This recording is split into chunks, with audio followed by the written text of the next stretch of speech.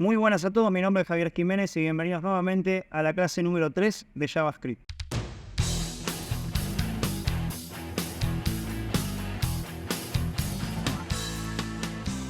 Hoy vamos a abordar el tema de ciclos e iteraciones. Los ciclos e iteraciones son estructuras fundamentales dentro de cualquier lenguaje de programación. En JavaScript, un ciclo o una iteración es una estructura que nos va a permitir repetir una cierta cantidad de veces un bloque de código o una sentencia. Los ciclos son útiles cuando se necesita reutilizar varias veces el mismo código y repetirlas hasta cierto punto. Cuando hablamos de ciclos, básicamente sabemos lo que es un ciclo repetitivo, pero ¿qué es una iteración? Bueno, iterar significa repetir una serie de instrucciones varias veces. Y en términos de programación, iterar sería ejecutar un bloque de código de manera repetitiva.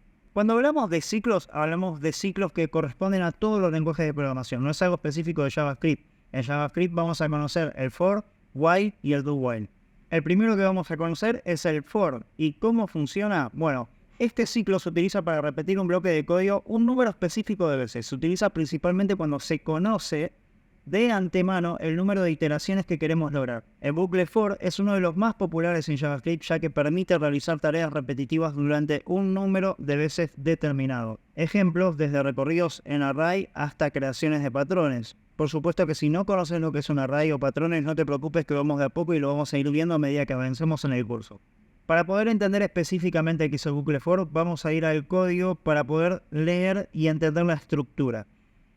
Ya tenemos la estructura armada de lo que tiene que ver con nuestro mini proyecto, donde tenemos un index.html y un main.js. Si no sabes de lo que estoy hablando, podrías volver 2 clases atrás para ver cómo se arma todo el ecosistema desde cero. Una vez que ya tengo mi index enlazado directamente con el JavaScript, voy a empezar a trabajar dentro de mi JavaScript.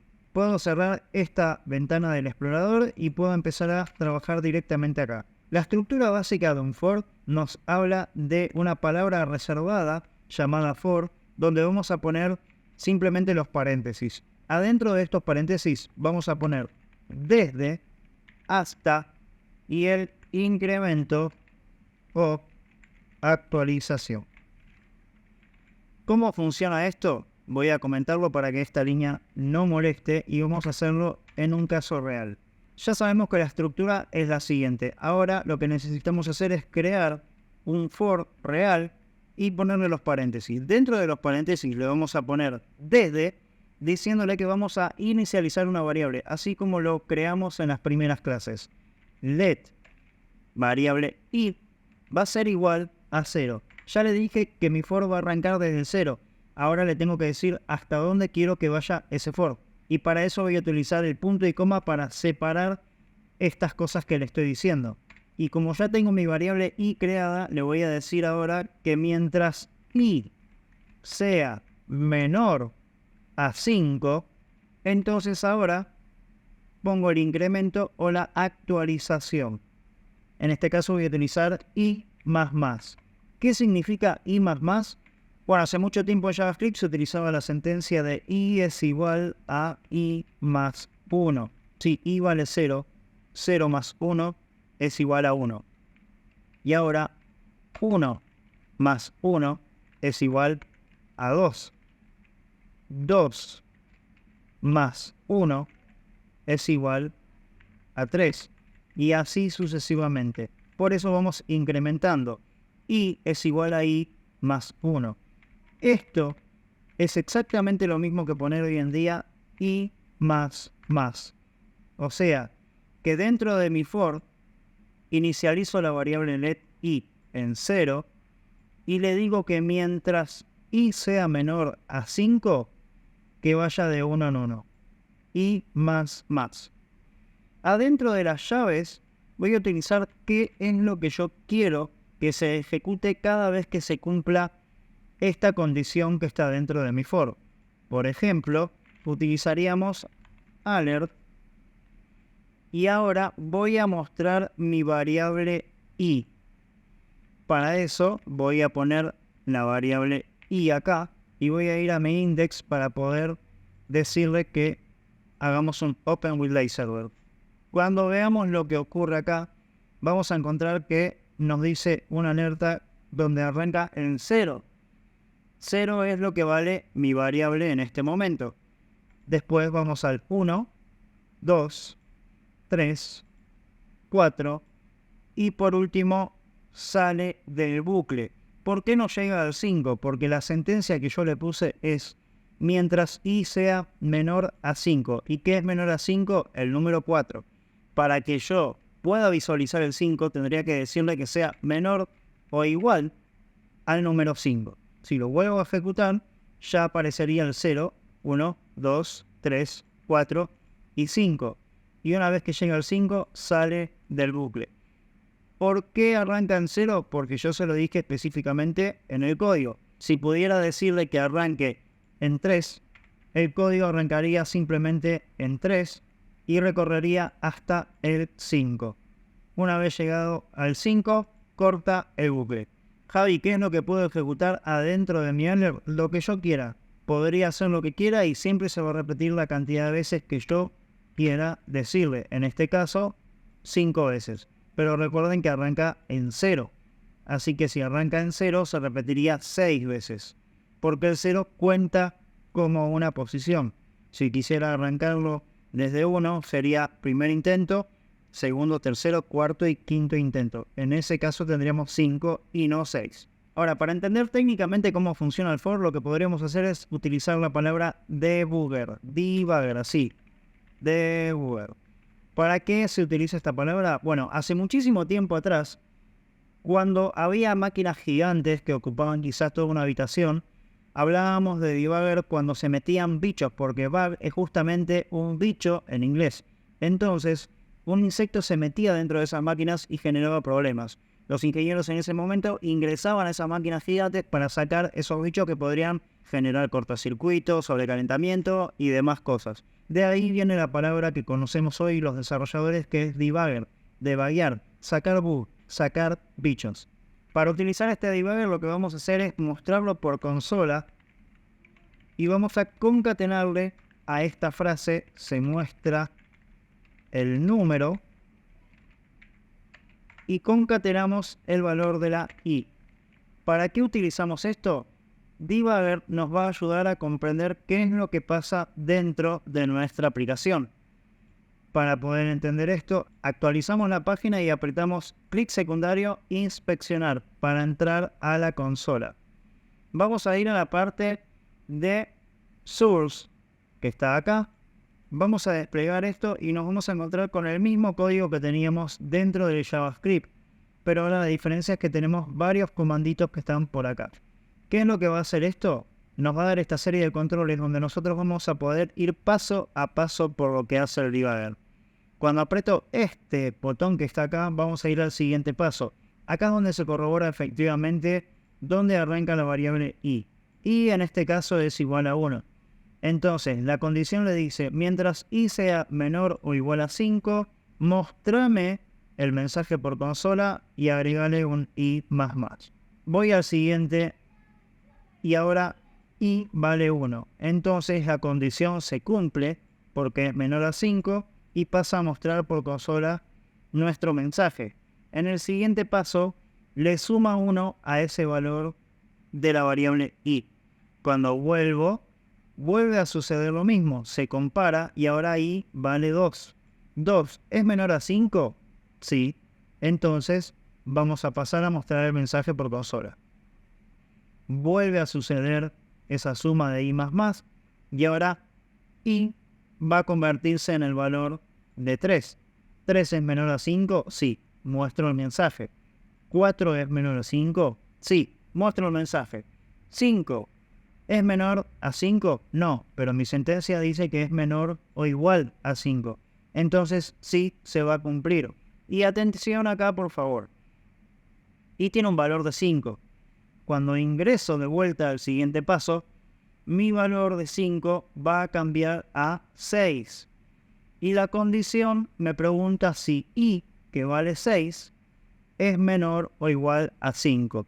Como esta sentencia ya se deja de cumplir, el for entra en lo que conocemos como un valor booleano de tipo false y al querer ejecutar el siguiente paso sale del bucle. Y en este caso finaliza lo que conocemos como bucle for. Después del for vamos a conocer el bucle while, donde vamos a tener un bucle que es útil cuando se necesita ejecutar un proceso indefinidamente hasta que se cumpla cierta condición. Ojo con los bucles while porque podríamos llegar a generar un bucle infinito, ¿sí? Hay que asegurarse de que exista alguna condición que permita salir del bucle. De lo contrario, tu programa quedará en un loop infinito. Y nuevamente, para entender esto, vamos a ir directamente al código y vamos a ejecutar nuestro while. El ciclo while se puede ejecutar o 0 o infinita cantidad de veces. Ojo con esto. ¿Cuándo se usa normalmente el while? Cuando no conocemos de antemano cuál es la cantidad de veces que queremos ejecutar una cierta parte, un fragmento o un bloque de código, ¿sí? Así que para este ejemplo vamos a crear una variable por fuera que se llame iterar. Iterar va a ser igual a true. Esto es una variable con un booleano true, o sea, verdadero. Vamos a generar ahora el bucle while y le vamos a decir con la palabra reservada while y entre paréntesis nuevamente cuál va a ser esa condición. Yo lo que quisiera es que mi while siempre se ejecute si mi variable iterar es igual a true. Entonces, mientras iterar sea igual a true, voy a ejecutar entre estas llaves lo que yo quiera. Por ejemplo, podremos poner un console.log que diga esto es un mensaje en la consola. Ahora, para poder controlar esto necesitaría utilizar a confirm, que va a ser el encargado de preguntarle al usuario qué quiere hacer. ¿Querés seguir con el bucle? Recuerdan que el confirm me daba dos botones, o aceptar o cancelar. Aceptar tomado como true, cancelar tomado como false. Entonces, ¿quién quiero que tome este valor de true o de false si quiero cortar el bucle while? Bueno, mi variable iterar tiene el valor de true, pero puedo decirle ahora que iterar tome el valor de lo que el usuario oprima dentro del confirm. Al poder ejecutar esto, nos vamos a dar cuenta que me pregunta si quiero seguir con un bucle. Aceptar lo toma como true, así que mientras apriete el botón de aceptar nunca va a salir. Y en el caso de cancelar, como es el valor false, aprieto y sale del bucle. ¿Por qué sale del bucle? Porque iterar toma el valor de falso. Si iterar es false, el while se corta. Por último tenemos al do while, ¿sí? El bucle do while es muy similar al while con la diferencia que siempre se ejecuta al menos una vez, aun si la condición es false, desde el principio. Útil para hacer tareas que deben ocurrir al menos una sola vez. Bueno, el ciclo do while es otra estructura de control de bucle, ¿sí? Que es similar al ciclo while, pero con la diferencia importante que en un ciclo do while el cuerpo del bucle se ejecuta al menos una vez antes de que se compruebe si la condición es verdadera o es falsa. Vamos a comentar esto para que no nos moleste y vamos a volver a hacer un ejemplo nuevo con el do while. Ahora, para entender esto mejor en código, lo que podemos hacer es utilizar la palabra do, donde vamos a poner lo que se va a ejecutar al menos una vez, y el while, que es donde va a ir la sentencia, o mejor dicho, la condición que vamos a poner para que se ejecute constantemente. Dentro del do solamente vamos a poner un console.log que diga que el valor de mi contador es, y le vamos a concatenar un contador. La pregunta es, ¿existe mi contador? No, por eso mismo lo vamos a crear por acá afuera y le vamos a decir let contador es igual a 6, por ejemplo. Entonces, por consola me va a mostrar que el valor del contador es 6. Ahora, esto se va a ejecutar al menos una vez. Cuando se ejecute esto, le voy a decir a mi contador que le voy a sumar 1. Así como hicimos el i++, vamos a poder decirle contador más. Recuerden que la i era una variable que yo creé al igual que lo que es este contador. Y dentro del while lo que vamos a poner es la condición por la cual se va a volver a ejecutar o no lo que está dentro del cuerpo del do. Así que si yo pusiera que el while va a ser contador menor a 5, esto no se debería ejecutar. Porque mientras el contador sea menor a 5, mostrame esto. Pero ¿qué pasa? Contador es igual a 6. Así que esto no debería ejecutarse, pero como dijimos anteriormente, dentro de una estructura do while, lo que está dentro del do al menos una vez se va a ejecutar en la pantalla. Y cuando vamos a la consola nos encontramos con que el valor del contador es 6. Ahora, si yo pusiera otro valor, por ejemplo, contador ahora es igual a 2, lo que me va a mostrar por consola es el valor del contador es 2, 3, 4, y cuando se ejecuta mi condición que dice que el contador sea menor a 5, corta el bucle. Pero repito, aunque mi contador valga 26 y no coincida con lo que yo pido dentro del while, al menos una vez el cuerpo del do se va a ejecutar. El valor del contador es 26. Y por último, para cerrar, vamos a estar viendo lo que es el switch, que no es un bucle, pero sí en JavaScript el switch es una estructura de control de flujo, ¿sí? Que se utiliza para tomar diferentes decisiones basadas en valores de una expresión. Es similar a lo que sería la estructura if, else if, else if, else if, y así consiguiente. Pero puede ser más eficiente y legible, sobre todo en algunos casos. Volvemos a comentar este código y vamos a hacer un ejemplo nuevo dentro de este mismo archivo utilizando la palabra reservada switch. Switch va a tener adentro de los paréntesis una condición, la cual va a ser color, por ejemplo. Y en este color nosotros nos vamos a basar para los diferentes casos. Vamos a utilizar un caso donde le vamos a decir que en el caso de que este color que ingresa sea blanco, con 2 puntos le vamos a decir que haga una alerta donde le diga el coche es blanco. Y acá vamos a encontrar una palabra nueva llamada break, o sea, que cuando el caso sea blanco, muestres el alerta y cortes la ejecución del programa. Lo mismo vamos a hacer para diferentes casos.